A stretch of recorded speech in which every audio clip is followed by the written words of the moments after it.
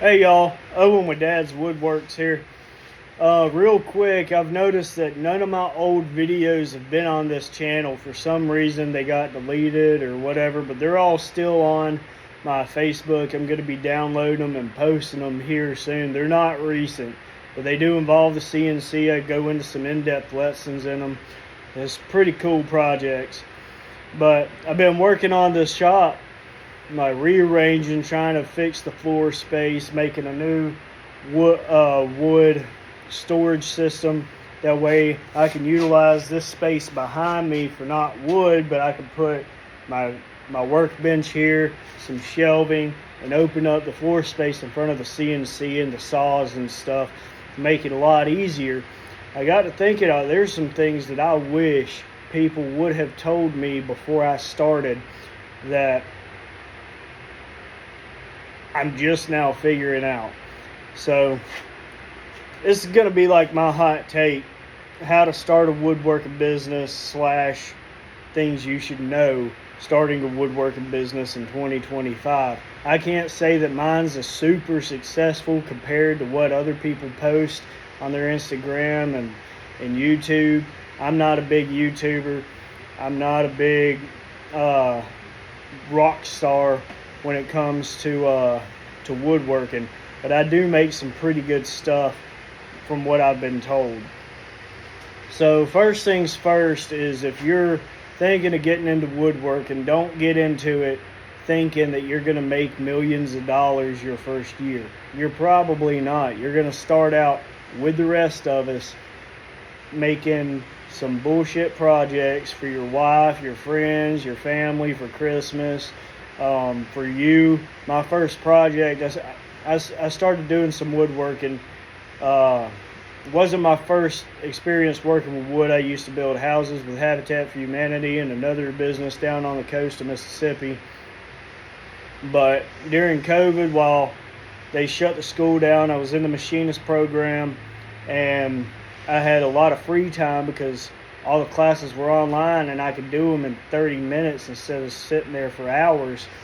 Was gonna make something out of this free pallet wood I got, and there was pallet videos coming out, probably 100 a day if I had to guess. Pallet wood videos were all the craze back then, and for some reason they're still relevant today. I'm not dissing pallet wood. They're great for beginners.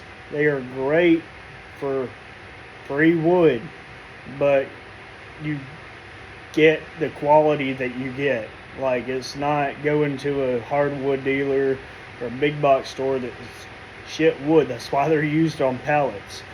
They can't, some people can make some pretty cool stuff out of them, but you're not gonna. Anyway, I'm trailing off, and I'm gonna do that a lot. But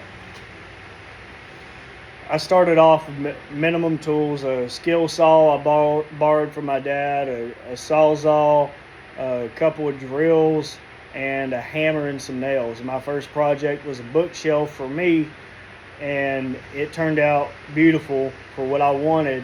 There's a lot I could have improved on, and I have improved since then. But one thing that you need to understand is, people that come in and just make money immediately is kind of an anomaly. You start out, your projects are crap. Don't care who you are, your first projects, that first year, is learning how to use the tools correctly, learning how to make something that looks decent. A few months, you'll start seeing progress, and after a year, you really start seeing progress. Then you're going to hit a wall. You just got to keep pushing and challenge yourself and learning more. And that goes for any trade, to try to better yourself.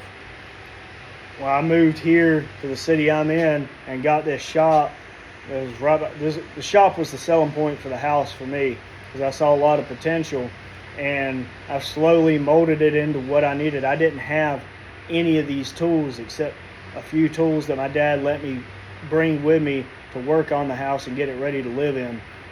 And then he ended up giving them to me. And from there, I've slowly built up to, to what I want to do. I want to do a sign business. So far, it's kind of working, but if you're going to make projects, your first projects, don't sell them. Keep them, give them to friends, give them for free, and use them for practice, because you sell bad product to people. Those people are not going to call you back because you sold them a shitty project. Okay? They're paying good money. They expect good projects. Don't give them good projects. You lost more money in the future. An example, a guy from my work, he saw some of the work I've been doing recently, ordered a Chicago Bears sign, and loved it. His wife loved it. Somebody else wanted one. He ordered another one. Then Father's Day came around. There's a bunch of people asking him if he could get some. He's helping me get my name out there into a market that I've been trying to get into. So I'm not above him making a $20 profit off of what I made. See what I mean? Like, he ended up ordering 4, and he's probably going to order more again. Tools wise, you don't need all the tools in the world. I started out with very minimum tools and slowly built up. When I get profit, I try to put it back into some tools, save up for a tool I'm wanting. Right now I'm trying to get a wood lathe. I had a mini metal lathe.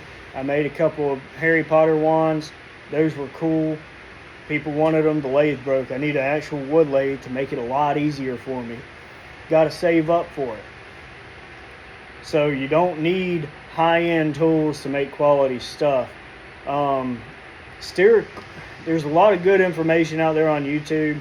Steer away from the super hyper energetic people that are obviously, I turned 7 free pallets into $7,000.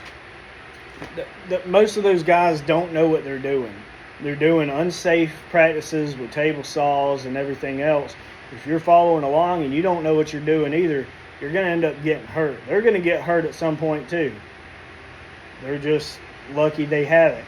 I've gotten hurt, got my fingers on a table saw a while back because I wasn't paying attention, had some kickback, and it got the tips of my fingers. Bad experience, don't recommend it at all. But also marketing and networking. Facebook, Instagram's a great way to get your stuff out. Don't just post pictures, post videos, post little skits. I've done some shorts. I posted them on here. They've done extremely well. Got me a lot of views. I had 1,500 views in 20 days on my Facebook page just from one video.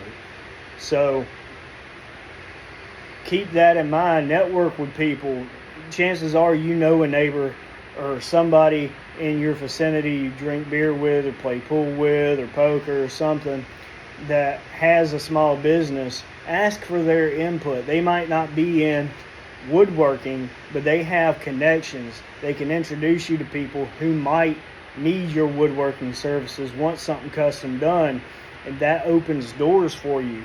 They might also have ideas because you're stuck in this little box of a shop and you're stuck. You can't figure it out. You can't understand what you're doing wrong or something. They come in and be like, hey, how about this? This is what normal people like, because they're dealing with people all the time.